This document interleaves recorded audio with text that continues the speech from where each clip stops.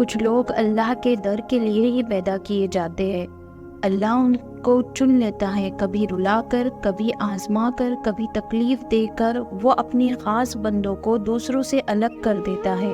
کچھ اس مقام تک چل کر خود آتے ہیں اور کچھ کو کھینچ کر لایا جاتا ہے۔ اللہ کی آزمائش میں جب انسان اپنے رب کے قریب ہوتا ہے تو اس کو راحت مل جاتی ہے۔ جو اپنی کھوج میں لگ جائے تو پھر وہ دوسروں کو کھوجا نہیں کرتے۔ اللہ سے عشق انسان کو اپنی کھوج میں لگا دیتا ہے۔ زندگی کا سفر ایک ٹرین کے سفر جیسا ہے، جس میں آپ کو ہزاروں لوگ ملیں گے جو اپنی اپنی منزل پر اتر جائیں گے، اور یہ بھی عین ممکن ہے کہ آپ کی منزل تک ٹرین خالی ہو۔ اور اس دنیا میں اللہ کی سب سے بڑی نعمت زندگی ہے، اور کسی ایک غلط فیصلے، غلط انسان، غلط ٹرن کی وجہ سے اپنی ساری زندگی برباد کر لینا اللہ کی سب سے بڑی نعمت کی ناشکری ہے۔ ہمارے لیے 24 گھنٹوں میں 5 بار اللہ کو یاد کرنا بہت مشکل ہوتا ہے، لیکن ہم یہ چاہتے ہیں کہ اللہ 24 گھنٹوں میں ہر پل ہمارا خیال رکھے، ہمیں ہر نقصان سے بچائے، ہمیں ہر اس چیز سے نوازے جس کی ہمیں خواہش ہے۔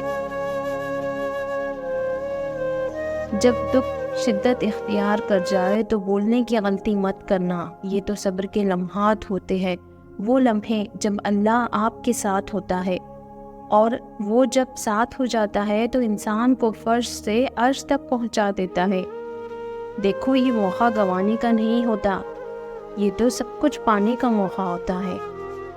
سورہ کہف میں ایک سبق ہمارے لیے یہ بھی ہے کہ جب ایسا کچھ ہماری زندگی میں ہو رہا ہے جس کی سمجھ نہ آئے تو ہمیں صبر کر لینا چاہیے، کیونکہ ضروری نہیں کہ ہمیں ہر چیز کی حکمت فوراً ہی سمجھ جائے۔ کبھی کبھی یہ باتیں وقت کے ساتھ سمجھ آتی ہے، وقت سارے راز کھول دیتا ہے۔ رسول اللہ صلی اللہ علیہ وسلم نے فرمایا، اللہ نے فرمایا، بندے کی آزمائش اس کے دین کے حساب سے ہوتی ہے۔ اگر وہ اپنے دین میں پختہ اور مضبوط ہو تو اس کی آزمائش بھی زیادہ ہوتی ہے، اور اگر اس کا ایمان کمزور ہو تو اس کی آزمائش اسی حساب سے کم ہوتی ہے۔ بندے پر مسلسل آزمائش آتی رہتی ہے، حتیٰ کہ وہ اسے ایسے پاک کر دیتی ہے کہ وہ زمین پر چل پھر رہا ہوتا ہے اور اس کے ذمہ کوئی گناہ نہیں ہوتا۔ سورہ یوسف مثال ہے، وہ آزماتا ہے اس چیز سے جو تمہیں بے حد پیاری ہوتی ہے، تاکہ اس چیز کی تڑپ تمہیں اللہ سے ملوا دے۔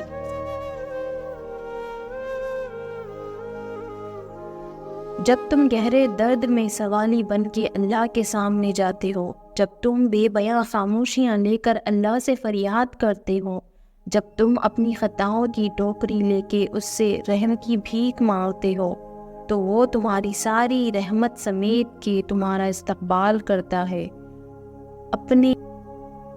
اپنی پرسکون سی یاد میں لپیٹ کے دنیا کے ہر درد سے آزاد کرا دیتا ہے، اپنے نور سے تمہارا بکھرا ہوا دل پر نور کر دیتا ہے، بس اس کی طرف آنے کی ذرا سی دیر ہے۔ یقین کسے کہا جاتا ہے؟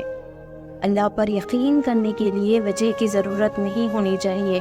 جب دماغ کی رگیں 100 طرح کی الجھنوں میں ہو اور اسباب کی جگہ سوال یا نشان آ جائے، اس وقت اس بات پر یقین رکھنا کہ اگر وہ چاہے تو آگ جلا نہیں سکتی، سمندر ڈبا نہیں سکتا، مچھلی نکل لیتی ہے مگر ہضم نہیں کر سکتی، چاند 2 ٹکڑے ہو جاتا ہے، یہ کہلاتا ہے یقین۔ یقین سے بڑھ کر یقین، نفرت کی سب نشانیاں ملنے کے باوجود خدا کی محبت پر یقین، قہر کی سب علامتیں دکھائی دینے کے باوجود اس کے رحم پر یقین، ہماری بیماری کبھی ٹھیک نہیں ہو سکتی ساری دنیا کہنے کے باوجود اس کی شفا پر یقین، جو زمین سے نہیں ہوتا وہ آسمان سے ہوتا ہے، صرف رب کے حکم سے ہوتا ہے، اور اسی طرح ہمیں اس کی شہادت پر بھی یقین رکھنا چاہیے، یہ کہلاتا ہے یقین۔